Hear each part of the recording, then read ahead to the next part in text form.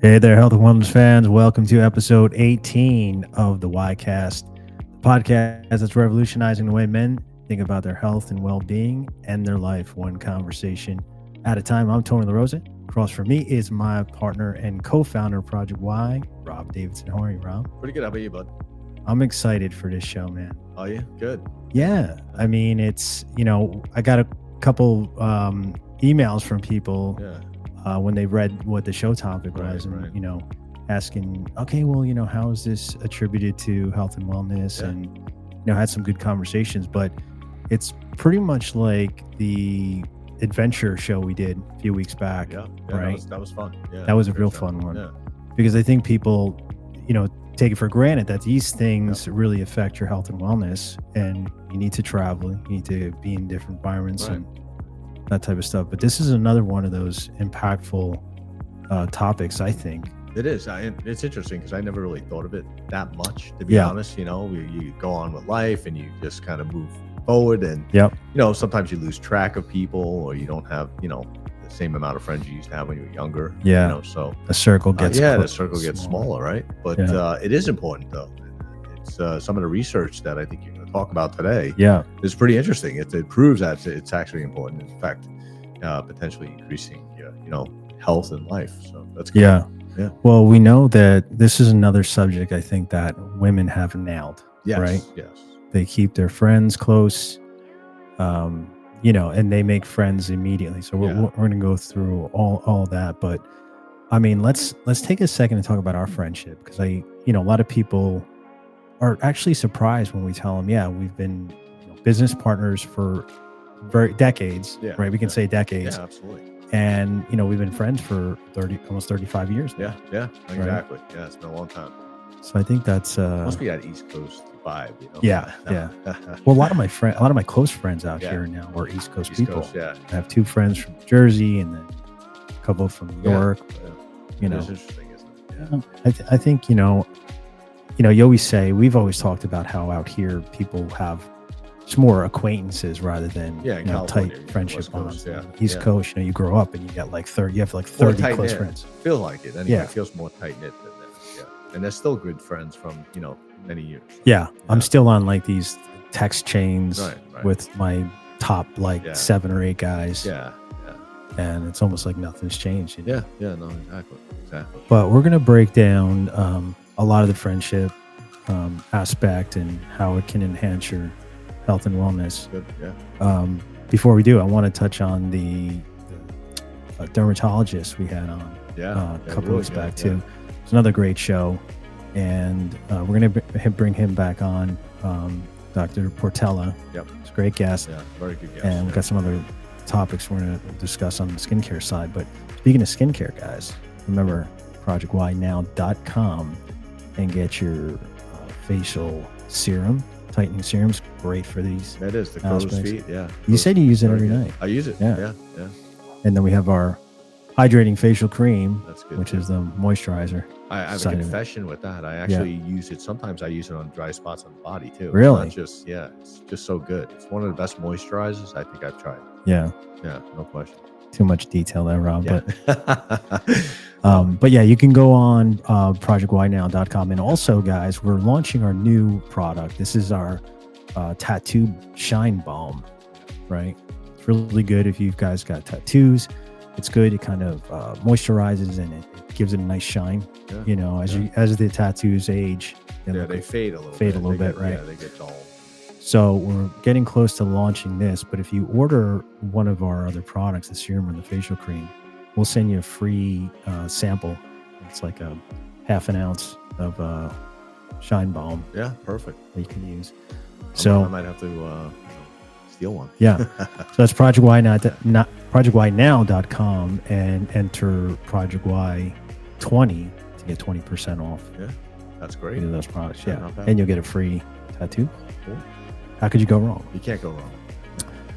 So I want guys, look, we need to take a moment and, talk about these friendship bonds that we make over the years, right? Yeah. It's not just a handshake and, how's the job, but a moment of real connection that you find with guys. And we just talked about it. It's like, when the guy's from the East Coast, you get that immediate connection, right? You do, yeah. So you can, drop the vulnerabilities, and you could really, feel comfortable in those emotional conversations, which is important. That's probably what, you said something interesting, dropping those vulnerabilities. Yeah. I mean, you think that's why guys don't have as easy a time, building friendships or just having those, relationships the way women do? Yeah. Because you mentioned women have an easy time making friends. I'm probably skipping ahead, I'm sure. No. It's all part of it. Yeah. But I'm just, curious to see what your opinion is, not based on studies or based on anything. What's your opinion? Just because I think you happen to be a guy, and I just want to know your opinion. Yeah. Well, my reality is that I grew up in that same type of mindset where, that stoic.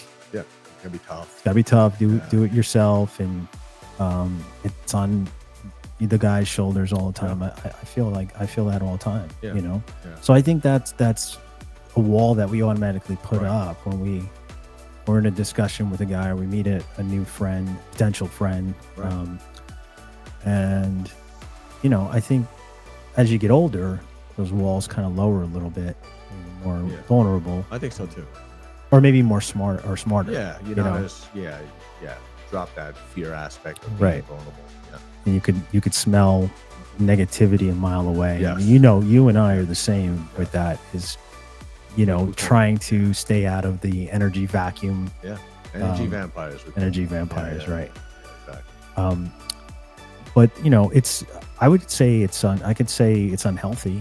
I think definitely. being in that type of environment. Definitely. So I think if you're looking to build a friendship bond, a brotherhood, which is the topic of the show, right? Build a brotherhood. Yeah. I think you have to let some of those walls down. I think so too. And maybe come out of your comfort zone. Right. Well, I think it's therapeutic, right? Probably. Yeah. To be able to relate with others, other men.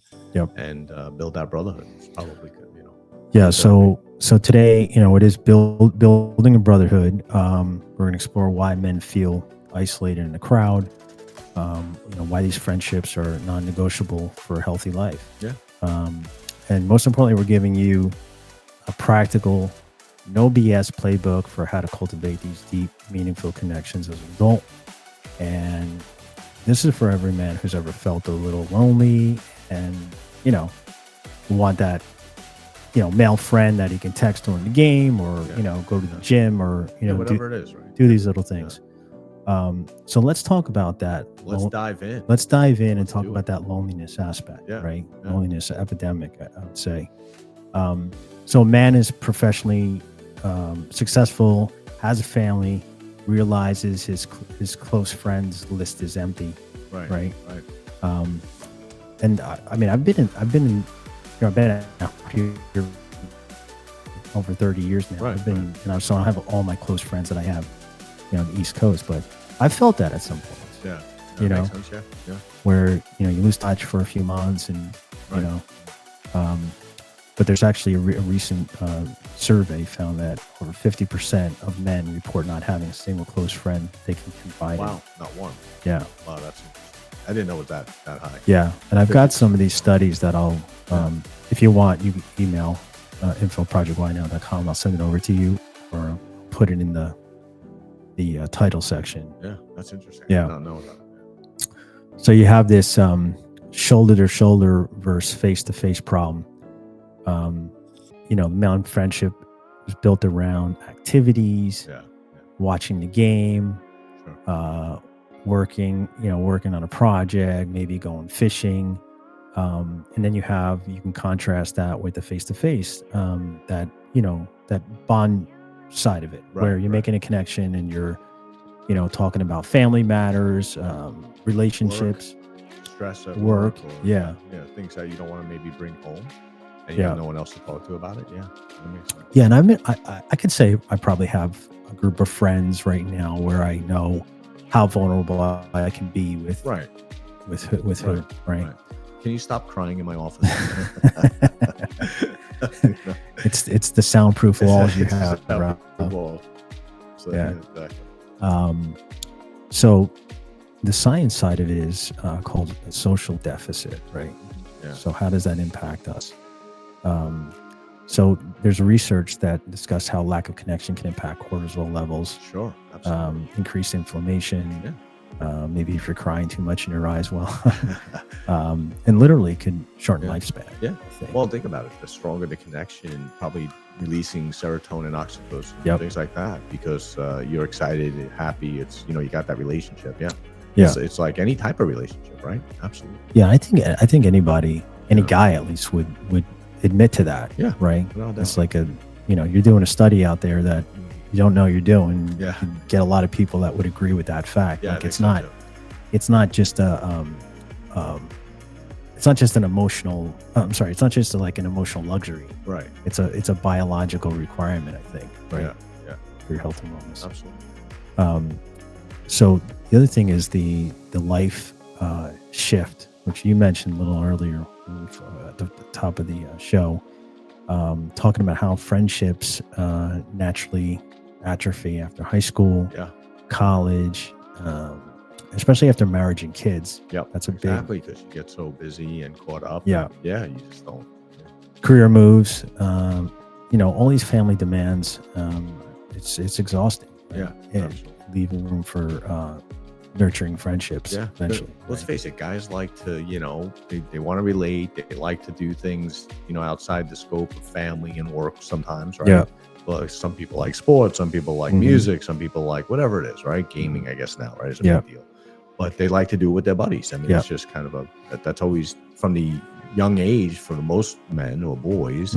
They were always hanging out with their friends and jumping bikes and doing whatever, right? Yeah. We lose that as we get older. So right. I think that's problematic potentially. Yeah.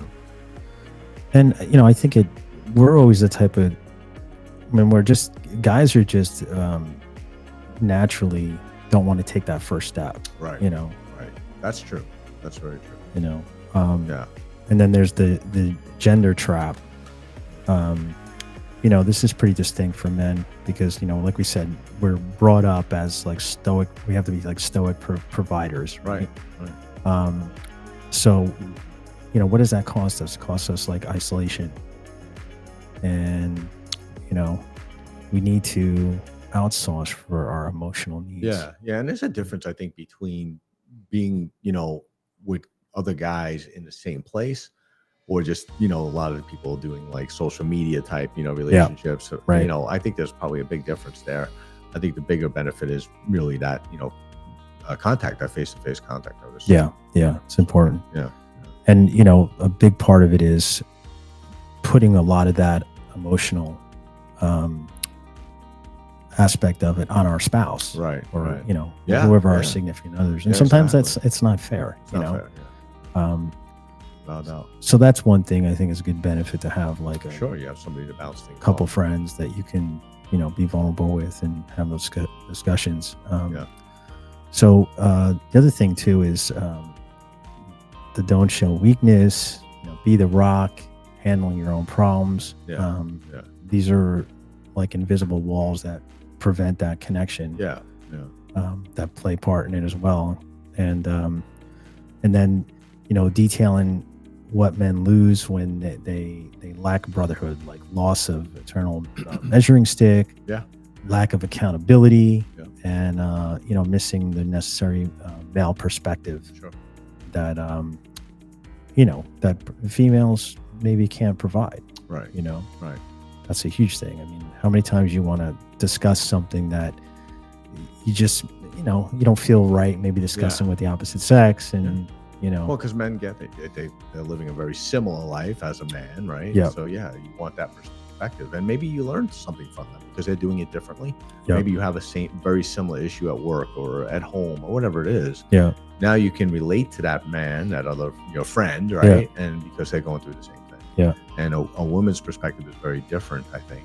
If they were going through that same situation. So, well, we all know, especially in the realm of like love, women think a little differently.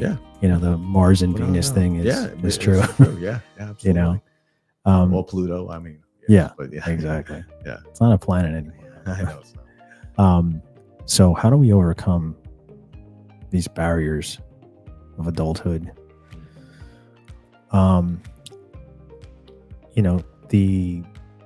First you have to acknowledge that adult friendship requires intentionality, right? It's not going to just happen most of the time. Right. I mean, you have to go out of your comfort zone and potentially schedule some of these things. Yeah, definitely. Prioritize potentially, getting together with someone, or opening conversation up at the gym, things like that. I would compare it to investing. Small, consistent efforts yield, good returns later down the line. But women, it's almost the opposite. I mean, they have this down to a science. Talk once, play date, then a Starbucks latte, and then it's sisterhood forever. Why can't we do that? Yeah, I don't know. I mean, there have been occasions. I'm not saying every guy can't do it, but it's definitely. I don't really like lattes, but we could do it if you want. Well, what is funny is, and I will bring this up. Speaking of that, I mean, this is how it was with you and I, right?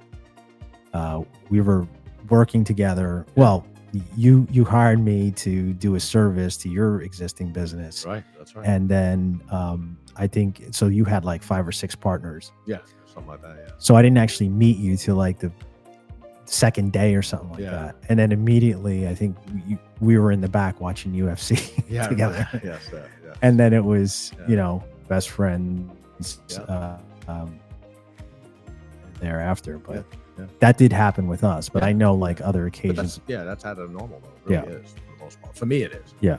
And like we said, as you get older, the circle gets close or smaller. And there's a good reason for that too. Yeah. You want good friends. Yeah. Well, there's a lot of flaky people out there. Loyalty is a big thing. So all those things play a part. So then there's the time energy equation. It's more than just like being busy, right? After work, you've got family. You may be emotionally depleted. So that's something that you have to deal with too. Sure. It's like, how do you get that energy regulate, get that energy right? Yeah. Definitely need to replenish that energy. And how do you do that, right? Yeah. So I think having a good friend around to be able to replenish that, and the ability to step away from the day to day with that friend, right? A different perspective again, right? It's nourishing. Yeah. So we'll talk about the different levels of male connection, right? Yeah. So the first level is the acquaintance. It's the hello, goodbye at the gym. Yep. I've got a couple of those guys. Nice guys and everything, but you just don't feel that urge to go that next step and hey, you want to grab a drink sometime or something like that, right? It is about a connection, right? That's the thing. Then we have like the shared activity partner. It's side by side. So maybe you do go golf, basketball, watch tennis, a game, all that stuff. And then you have the vulnerable friend. Right. It's more of the face-to-face that we discussed earlier. Yep. Sharing struggles, fears, breaking it down. And then you have what this topic is about is the brotherhood. Yep. And with that comes accountability. There's more of that heart-to-heart, challenging you. Deeper level. Yeah, but not only that, but holding you to your highest standard too. Yeah. Right? No doubt. I mean, just absolutely. Yeah. I mean, it's hard to. Well, I'll make an example. You and I, again, we're great friends, but we're also partners, and we run businesses together. And it's like there are times where we have to hold each other accountable. No doubt. And we have to keep each other, to a high standard. Yeah.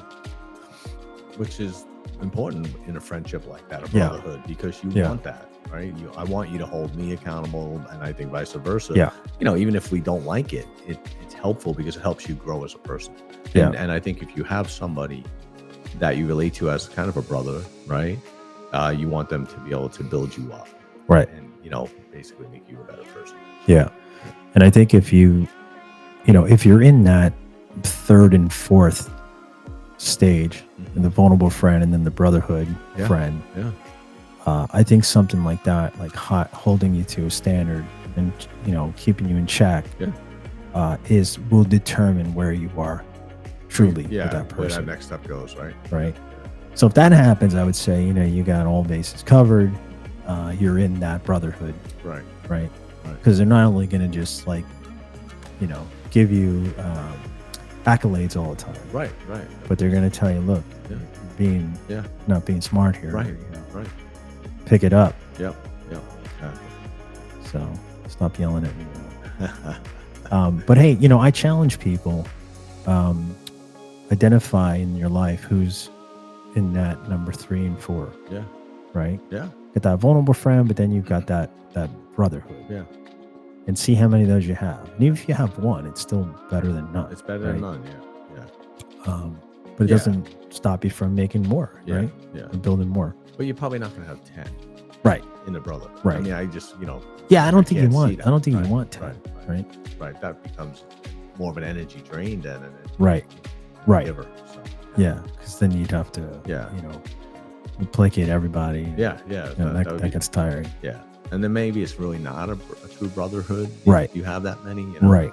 Exactly. Yeah. If you're only giving out a specific amount of emotions to. So you want to identify. Right. Exactly. Yeah. So what does it mean to be more than just a beer buddy? Right.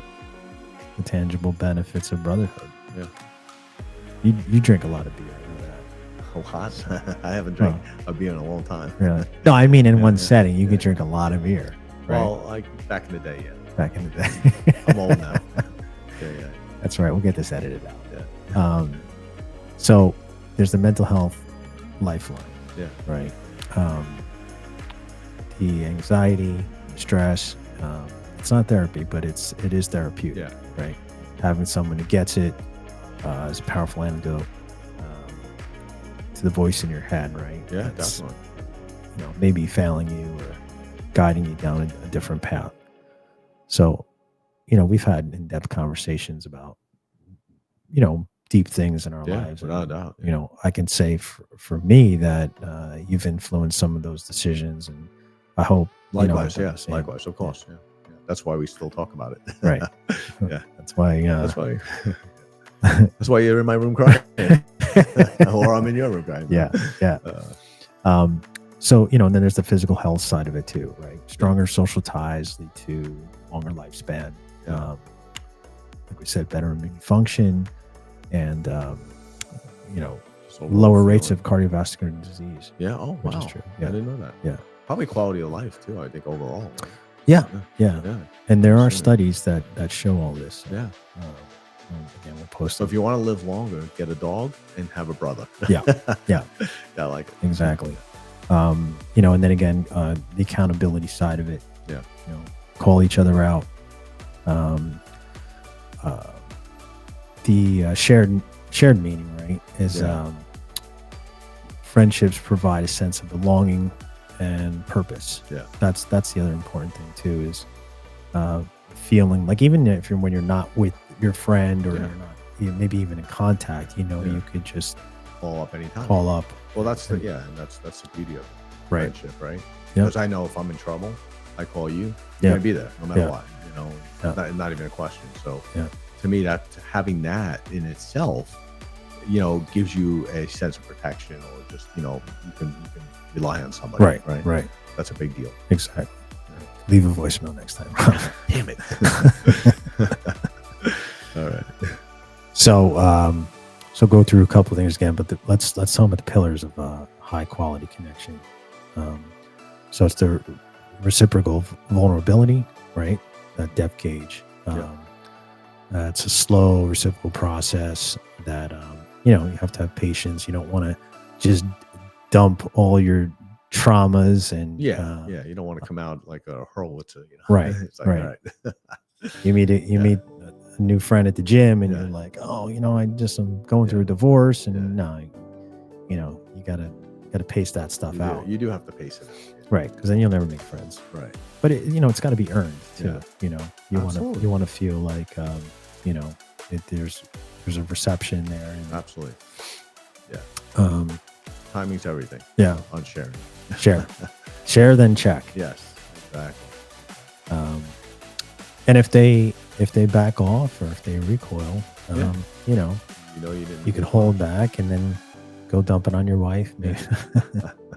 Or something. No, that's the purpose of this podcast, is to not do that. But it's hard to not to do. Yeah, no doubt. Most women I've been with are very, very supportive of things like that. Help. Sure. So the art of holding space, listening, is a crucial skill in friendships. Definitely is. Yeah. Because you want to maybe be able to offer the right solution. You have to listen to do that, right? Yeah, absolutely. And it also shows empathy, I think, right? Some people just want to talk. Some people just want to talk. Yeah. And you want a good listener. You want somebody that will talk, but also listen. Yeah. So, I mean, I can't count the amount of mornings you and I vent sometimes too. Yeah. Right. Yeah. Quite a bit. But it feels good. I mean, it's someone you can get on, someone who understands it too. Because I've vented to people that just don't get what I'm saying or why I'm saying it. Can't get deep into it, right? Yeah. That's nice if you can have someone. Yeah. Someone who's been down that path for sure. And then there's the pillar number 3 is the accountability loop. Focus on power of having, someone who will speak truth to your life, which we touched on. It's like it's a contract, you have to keep each other accountable. Yep. And there's like 3 essential questions for accountability that we'll go through. What are you doing well, right? And you can discuss that.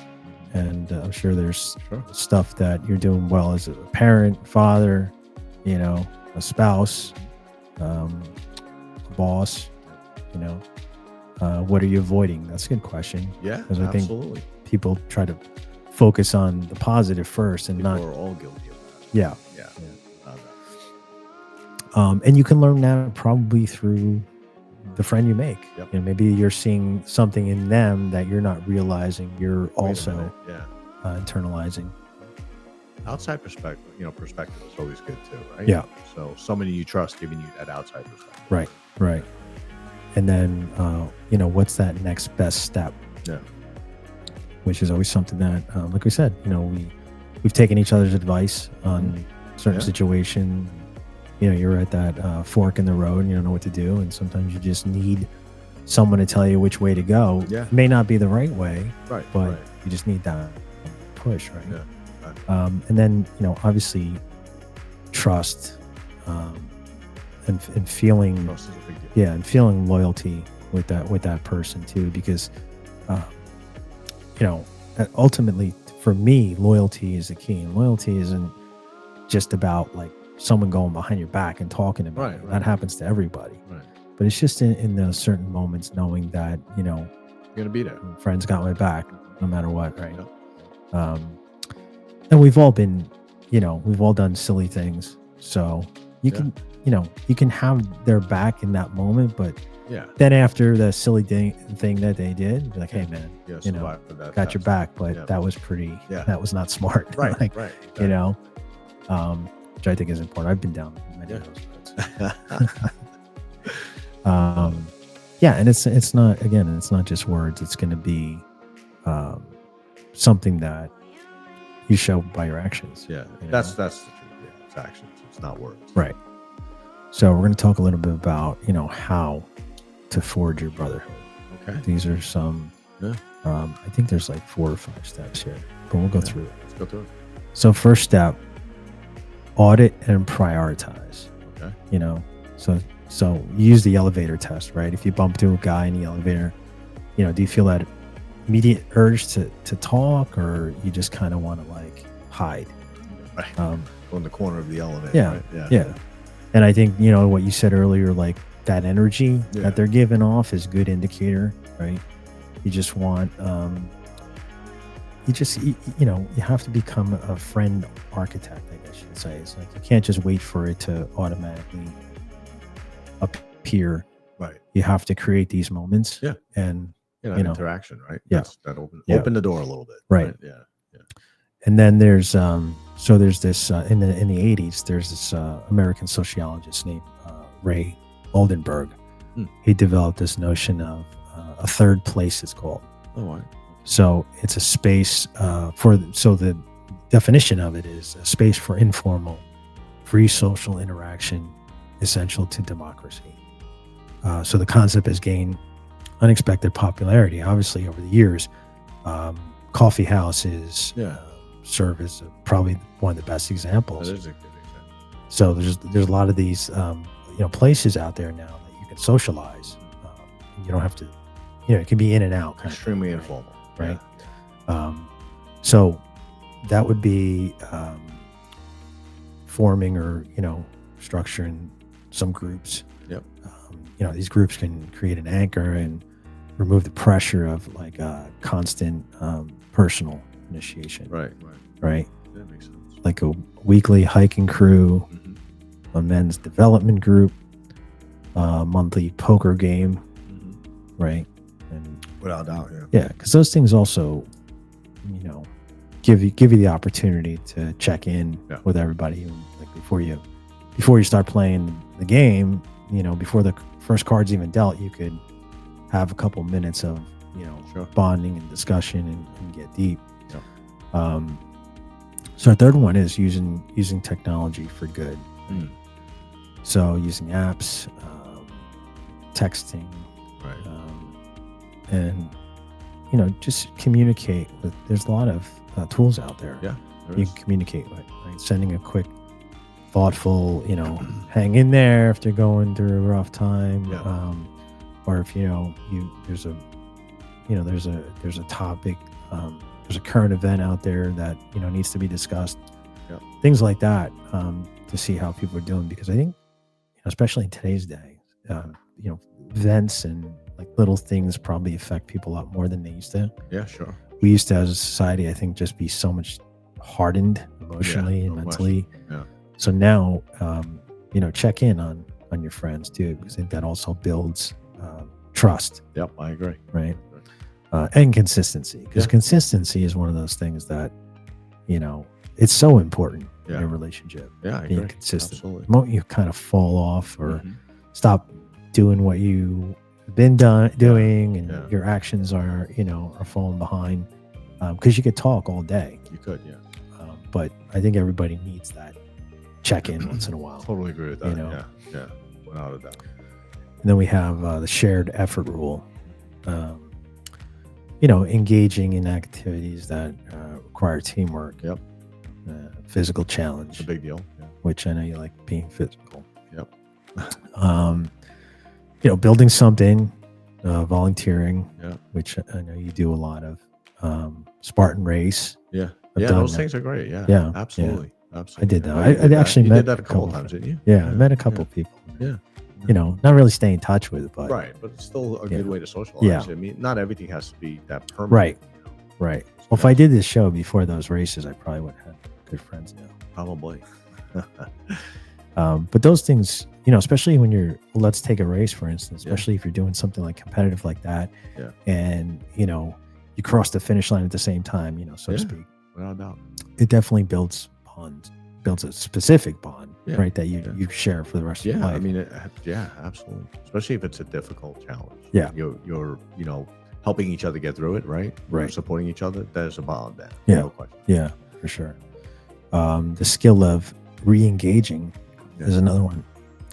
So I would say, excuse me, that you're going to have probably a bunch of friends on your phone and your contact list that have drifted away. Yeah. Right. And it's okay. Like some of these bonds, like you said earlier, you can't have like 10 of these friends. Right. And drift. Right. And it may change a little bit too, right? Depending on what that other person's doing, what you're doing. You move, you do this. Yeah. Good job. But I would say, part of that challenge is, send a text out. hey, it's been a while, just checking in. Yeah. Let's hang out. Let's make it happen. Yeah. Right. Yeah. Be a facilitator a little bit, right? Be a facilitator. Yeah. And if they don't reciprocate and it's like, oh, excuse, right, then maybe it's just not in the cards. Right. Especially where they're at, right? So then we could talk about like how do we navigate those moments, because they're gonna happen. Yeah, you're gonna have moments that have the reciprocate. If you're trying to expand your social network, right, and people are not responding, you have to respond in kind and move on, figure out what you're going to do next, right? If it's a goal of yours, right, if you're intent on like making friends and connecting with old friends. So how do you deal with the rejection and flakiness? I mean, I've been through this so many times. Number one, which I do now, but I didn't in the past, is not take it personally, right? Because sometimes it's not personal. Sometimes it's just somebody's involved. Maybe you don't know what's going on in their lives. Right? At that moment, so it could be something that's serious for them.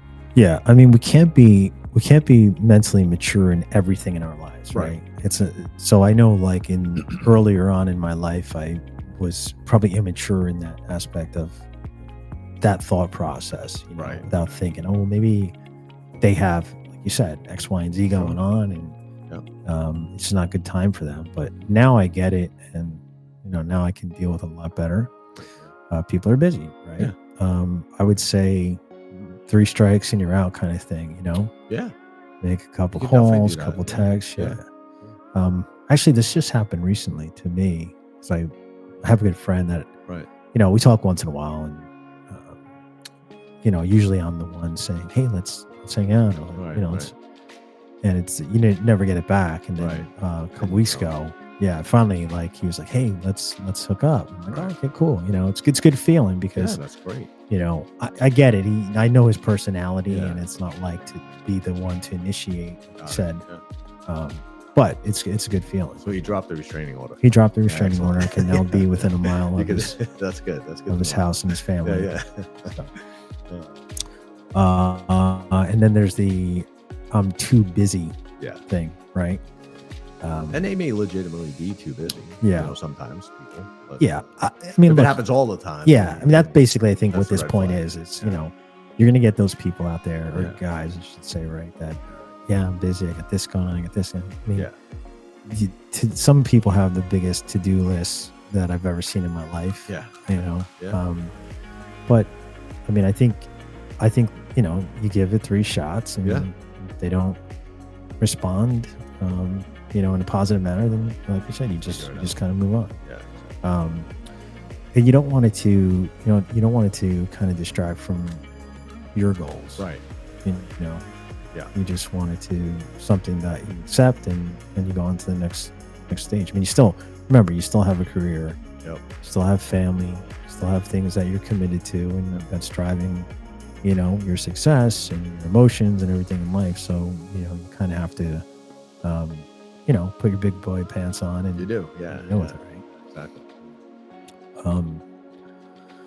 So when friendships change and fade, kind of along the lines of the same stuff, but you have to acknowledge that friendships, some of them can be for life, some of them may not. You definitely have to acknowledge that.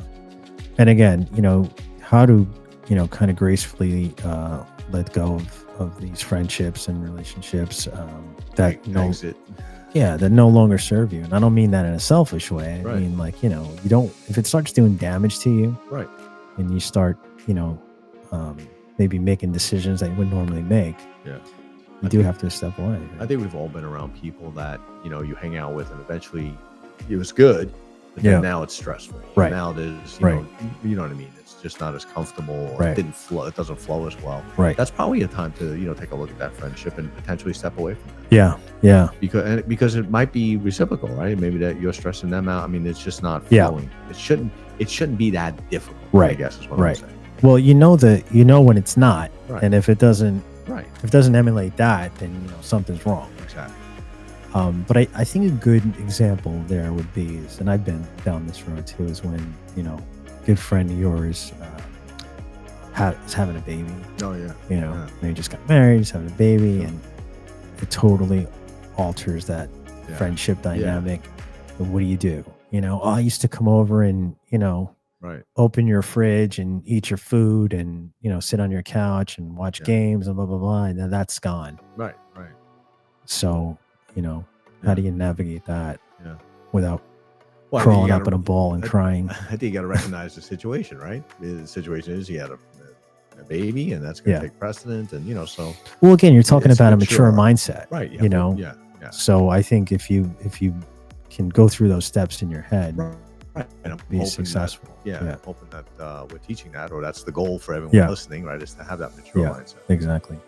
Well, I'm a listener too, because I know, because our friendship, you've been a lot more mature in that way than I have. I've learned it over the years, so it's something that you have to kind of like just practice. And you know, maybe you are hardening a little bit, you know, to be able to, you know, brush that stuff off. But at the end of the day, I think like once you get to a point where you can, you know, you're mature enough and you can manage it the right way, it works. So it's functional. Well, I got some emails about this topic. Oh, cool. So I wanted to, and they just wrote some examples. Okay, so I'll just kind of paraphrase, but you know, a guy moves to a new city for his wife's job, and he works remotely. So where do I start? Wow, that's coffee shop. I mean, no, that's tough though, right? I think I think we events, maybe like, you know, if you play sports, you know, go down to the gym or whatever. But that could be difficult though. It definitely could be difficult. That relocation. I think you find what you love doing and do that immediately, and I think, you know, you'll be able to, you know, whether it's going down to the local basketball court, shooting some balls, or, you know, the gym's a great place. I mean, it's always a good starting point. What you said earlier is actually pretty pertinent for this, because you said do what you love. And if you're going to do something that you love and you're going to a gym, whatever it is, right? It doesn't matter what it is, but you're there, there's commonality there. That means the people you're meeting love that too. So now you already have something in common, which is your icebreaker in a sense. And then you can judge from the energy there, right? It's definitely. Exactly. Yeah, that's a good way to go. But that is, I mean, I remember when I first moved out here, it's lonely. Yeah. Same. I moved out here, didn't know anybody. And then you don't want to start reaching out to everyone on where you just came from, because you don't want them thinking like, oh, you know, he's lonely. That's the word. But it's okay to be lonely. Well, you have to be comfortable in loneliness. Right. Exactly. Well put. I like that, Rob. Well, it's true. Stop ignoring my texts. Okay, here's another email. So my best friend from college and I've grown apart. Our conversations are so surface level now. How do I get that depth back? Yeah, I mean, that's tricky, because there could be one of two things. Either, you know, guys aren't living together anymore and there's just no interest, or, you know, you're always replaying something in your head, like, oh, when I said this to him, that pissed him off, and you just keep going through that endless circle of you know, torment about, did I do something wrong? So, I mean, I think the best thing to do in that case is, you know, bring some memories up, bring some times you had together that you bonded with, and see how they respond. And then secondly, if you're still not getting it, I would say, hey, you know, maybe bring something up specifically that you think could have upset them, and say, hey, that's a fair point. You know, because I mean, I guess it shows honesty and transparency. Hey, remember we were here and I said that, you know, sorry about that if it offended you, whatever. But at the end of the day, I think, you know, I think this is pretty common. People go through this a lot. It's just, again, especially when you had friends when you were younger, and now you matured, you've gone on to do your own life. Yeah. So now you have kind of a different perspective on life. So you may have grown apart. You don't know, and that can happen where you don't have those same interests. So that's why it feels very surface. Yeah. Right? You know, if you're not connecting, that's probably because you're not having the same interests. Exactly. Yeah. And maybe actually that's a good point. Maybe the first step is, find little things that you used to have common in. Or common with, and then maybe send a text about that and see how they respond and assess the interest. Assess it, right? Slow. Yeah. Check in. Absolutely. And don't rush. Yeah. Okay, here's another one. I feel like I'm always the one reaching out. Yeah. How do I know if the friendship is one-sided? So that's a good question. Yeah, I mean, I talked about this earlier with that one friend I have. I would say that to me, I feel like I'm emotionally stable enough to know that, like, if the friend is showing by actions that he's a good friend and he cares, the reaching out part, be a personality it's thing. it's just a personality thing. Yeah. That's what I've dealt with. I mean, we've all dealt with people who never text, and if you don't have that bond, then you just let it go. Right. But I think if the friendship is long and there's a lot of investment into that friendship, and you accept it. You accept it for who they are, and then if it gets to a point where you're being taken for granted, of course, then you obviously you say something, but I think it's more or less just that's their personality. Yeah, I agree. Well, I mean, look, I think there's a lot of information here to to help guys build that brotherhood. Yeah, I feel lucky personally. I have a lot of close friends. Yeah, that's a good thing.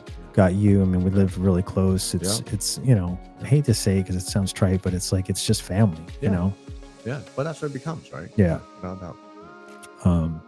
So I think obviously building a brotherhood isn't about just collecting the most amount of friends you can get. It's about planting deep roots. Having the 2 or maybe 3 people you can call at like 2 a.m. And knowing they would answer. Yeah. And it has to be a relationship of substance, right? Yeah. That's really what it's all about. Yeah, and the work is going to be awkward. You're going to have to be vulnerable. You're going to have to be, courageous and put yourself out there, right? You might feel weird sending a first text or, meeting for the first time, but you got to do it anyway. I do it because I think good friendship lasts a long time. It pays dividends in the end. Yeah, I use. And especially the cost of isolation is far greater than any temporary discomfort you may have. Yeah, health. Right? I mean, it's amazing, right? Longevity, health, everything. Yeah, happiness, and then again, it's just that I don't think we talk much, but if you're having those conversations with your significant other that you don't want to have, you always have that sounding board. That's a good way to put a sounding board. Yeah, a sounding board that may give you advice too, based on how they live, right? And going through some similar experience. That's so important. Yeah, right? Yeah, exactly. Sometimes even more important to do that before you talk to your spouse. Right. Yeah, we learn what not to do. Exactly. Yeah. So the final challenge is out there. There's probably 3 or 4 people maybe in your life, in your contact list, that you haven't reached out to in a while. Right. Send those texts. Don't wait for permission. Initiate the contact. Even if something like, give it a shot. They live in a different state or they live on the opposite coast and you're not going to go see them. Right. Maybe you will eventually, but just reach out. I like that. Give it a shot, right? Yeah. You have nothing to lose, really. Yeah. So I think our relationship, we're going to be old together. Yeah. I'm going to be wheeling you around. I hope so. You better be. And I don't want just applesauce. Yeah. Well, it's been a pleasure, my friend. I mean, from, the deepest part of my heart, I would say I love you. I do have brotherhood with you. Absolutely. You have a bigger family than I do out here. You've let me into your family, your friends, your daughter's my niece. Yeah, absolutely. By blood, but Yeah. Oh yeah. We've coached together. We've been through hard times. We've butted heads. But at the end of the day, this subject was pretty important. Yeah. To me, and I know you and I got excited about talking about this because it's so important. Yeah, it really is. And at the end of the day, I think we all have someone that we can go to and just take that first step. Yeah, it's so important. So, anything you'd like to say closing, Rob, about your friendships? I feel just as lucky, awesome. To have you in my life. I was fishing right there. Family, so yeah, I noticed that. I took it. You took it hook, line, and sinker. Took the bait. Yeah. All right, guys. So if you enjoyed this episode, hit that like button, subscribe, and share it with your friends and family. Don't forget to drop your questions or experiences in the comments below. If you want to see some of those studies, get the information out there. Yeah, get it out there. Hit me up. I'll send you that. Special thanks to RCJ Productions, Keith and Lindsay, our producer. And you could see us at our website, projectynow.com, YouTube channel at The Ycast, Facebook Project Y, Instagram, LinkedIn, and TikTok Project Y Now. Don't forget to download our app and check our social media. We will be back on, I would say, in a couple weeks. Yeah. We've got a couple really cool guests. We have a urologist coming on. Yep, that's right. And we have a sex and intimacy coach coming on to talk about sparking that relationship again, which I think is a big factor. Yeah, that is right. Don't forget to visit projectynow.com, guys, and pick up your facial moisturizing cream or your tightening and firming eye serum. And we'll see you in a couple weeks, guys. Thanks for joining us. Hey.